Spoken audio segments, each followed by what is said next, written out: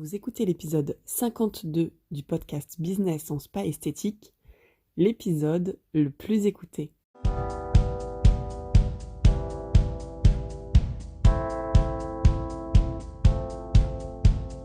Bonjour et bienvenue, je suis Tiffaine Modeste et je suis ravie de vous retrouver sur le podcast Business en spa et esthétique, le premier podcast du secteur du spa et de l'esthétique en France.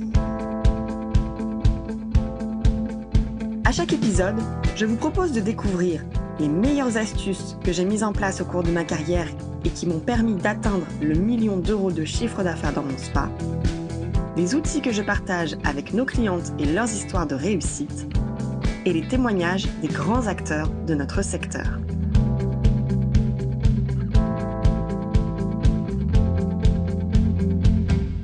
C'est le 52e épisode du podcast Business en spa esthétique. Déjà 1 an que le podcast vous accompagne chaque semaine.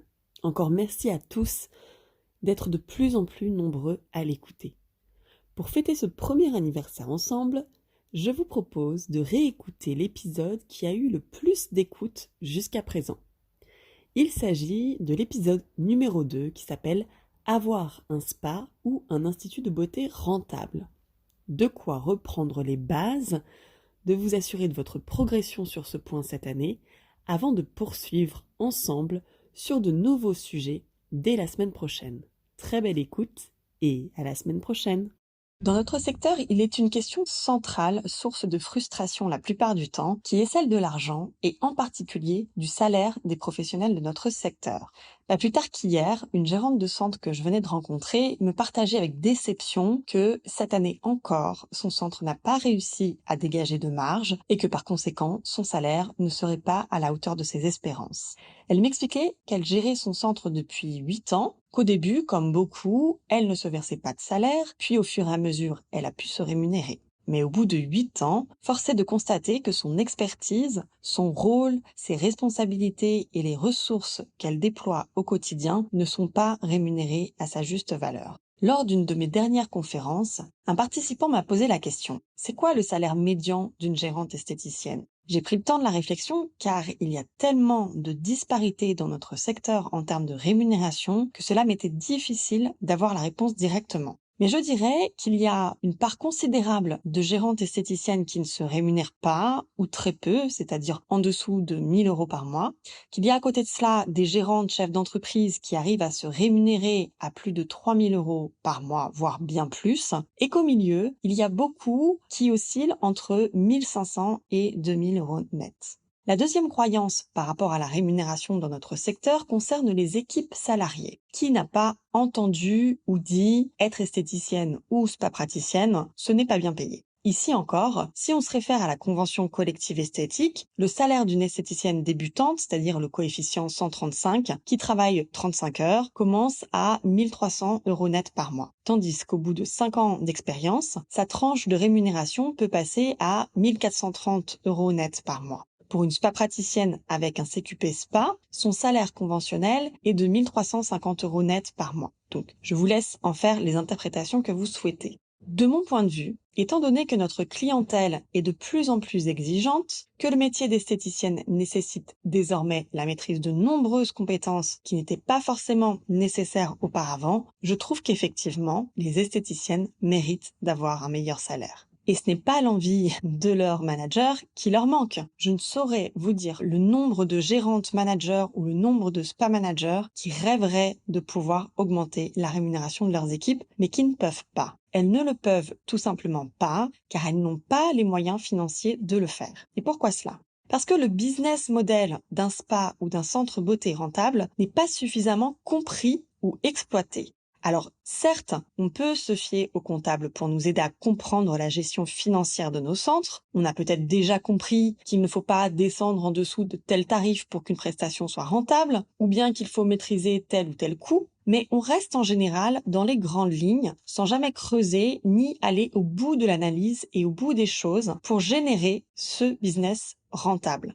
Je rajouterai un deuxième niveau, rentable et pleinement performant. C'est pourquoi j'aimerais revenir avec vous sur les 3 clés fondamentales de la rentabilité d'un spa ou d'un centre beauté bien-être qui fondent la base d'un business model à succès. Ces 3 clés sont les leviers par lesquels je vous propose de commencer si vous aimeriez augmenter votre salaire ou celui de votre équipe ou bien augmenter votre marge nette, mais que vous ne savez peut-être pas comment faire. Alors la première de ces clés concerne votre proposition de service, autrement dit, votre offre au travers de votre carte de soins. La majorité des centres ne savent pas que certaines de leurs prestations ne sont pas rentables. Encore une fois, parce qu'on confond trésorerie et rentabilité. Et il est impossible de s'en rendre compte si on ne travaille pas sur ses coûts par soin. Alors attention, j'entends par coût par soin non pas la liste qui vous est fournie par votre marque partenaire, car c'est une liste incomplète. Aucune marque ne peut vous donner vos coûts de fonctionnement et c'est donc à vous de les calculer pour obtenir réellement votre coût par soin. Il s'agit donc de lister pour chacune de vos prestations tout ce que vous dépensez pour permettre la réalisation de celles-ci. Les produits, les consommables, mais aussi les charges de personnel, les charges fixes que vous payez, le loyer, le logiciel, l'assurance, les coûts d'énergie, les coûts marketing, etc. Donc grâce à ce travail, vous serez à même de calculer à combien est vendue votre prestation, combien cela vous coûte et ce qu'il vous reste. Une fois que vous avez absolument tout payé, bien sûr. La règle à retenir, c'est qu'il vous faut dégager une marge minimale de 30% sur chacune de vos prestations. Bien sûr, certaines catégories de prestations ont une meilleure marge, mais le minimum syndical, c'est 30%. Si vous êtes en dessous, attention, danger sur la pérennité de votre entreprise. La deuxième clé pour améliorer votre rentabilité, c'est l'analyse et le suivi des performances. Alors en règle générale, les gérantes et managers suivent le chiffre d'affaires, un petit peu le panier moyen, parfois le taux d'occupation, mais ça s'arrête souvent là. Ou bien on les suit de temps en temps, mais sûrement pas régulièrement, comme un gérant, chef d'entreprise en a besoin. D'ailleurs, il y a souvent la croyance que ce qu'il y a sur le compte montre que le centre est rentable ou non. Mais attention, encore une fois, ne confondez jamais trésorerie et rentabilité. Ce sont bien 2 choses différentes. Donc si vous avez pour habitude de vous dire « Tant que j'ai tel montant de trésorerie sur mon compte, tout va bien, je suis rentable », méfiez-vous, car dans 75% des centres, ce n'est absolument pas le cas.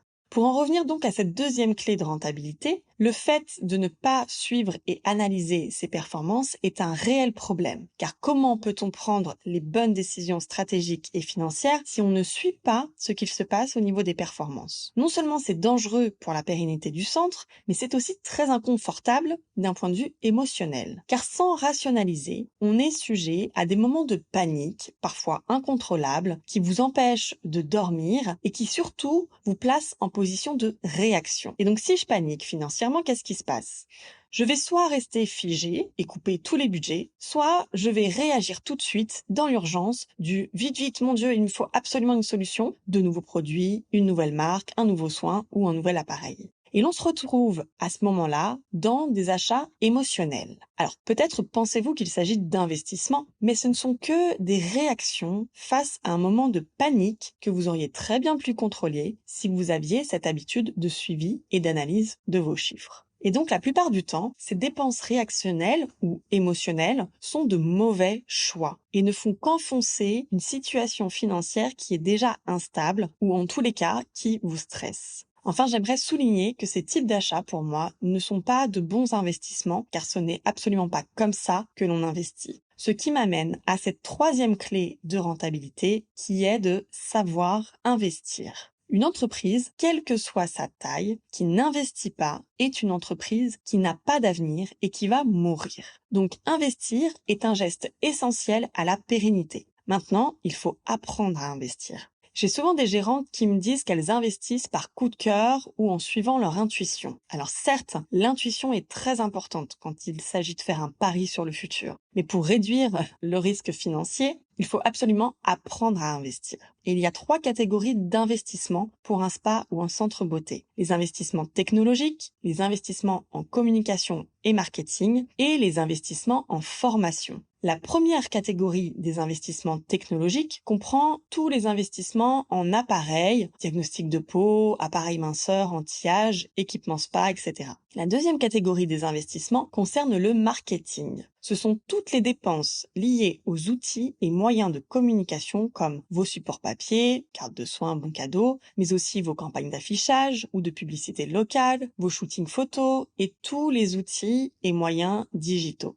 Tous les centres doivent avoir un budget consacré au marketing, un budget calculé et planifié à l'avance. Si vous n'avez pas encore cette habitude, vous pouvez commencer par lister les moyens marketing que vous aimeriez avoir sur les 12 prochains mois et en face, demander des devis de prestataires. Grâce à cela, vous saurez factuellement combien coûte chaque moyen plutôt que de vous faire toute une scène de « c'est trop cher, ça je peux pas me le permettre », etc., etc. Faire un devis, c'est gratuit et cela ne vous engage en rien tant que vous n'avez pas signé. La troisième catégorie d'investissement concerne la formation. Votre formation à vous, en tant que gérante et manager, et j'ai envie de rajouter que c'est par vous d'ailleurs que cela doit commencer, mais aussi la formation pour votre équipe si vous en avez une. Et par formation, j'entends les formations techniques de soins, les formations techniques de vente, mais surtout les formations en gestion de business. Et de plus en plus, les gérants et managers ont besoin de se former à la gestion de leur centre parce que notre secteur connaît actuellement et depuis 2020 une évolution majeure et son paysage se redessine complètement. Donc si j'étais spa manager ou gérante de centre aujourd'hui,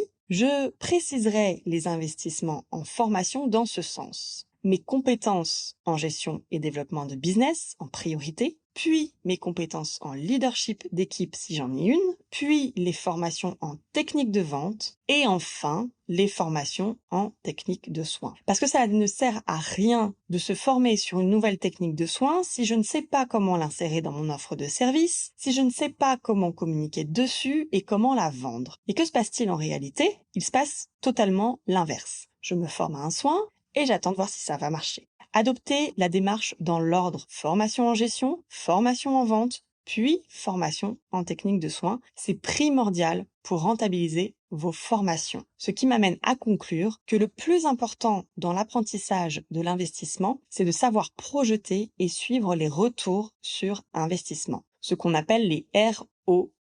À chaque fois que vous investissez, vous devez récupérer 5 à 10 fois votre mise. Si par exemple, vous avez un appareil depuis 2 ans qui vous coûte 800 € par mois, il doit vous rapporter 8 000 € par mois. Alors, comment utilisez-vous ces leviers financiers pour vous garantir le business model rentable d'un spa ou d'un centre beauté? Partagez-moi vos réponses en nous taguant sur nos réseaux @expertise-spa-bien-être et @tiffenmodeste. Si vous aimez le podcast Business en spa et esthétique et que vous aussi, vous voulez upgrader votre centre, je vous invite à nous retrouver sur le site expertise-spa-bien-être.fr. Vous pourrez y retrouver mes articles et ressources gratuites et faire le test en ligne « Quel parcours de formation est fait pour moi ?» N'oubliez pas de vous abonner au podcast dans votre plateforme d'écoute et de nous partager votre avis. Cela nous aide énormément. Merci et à la semaine prochaine.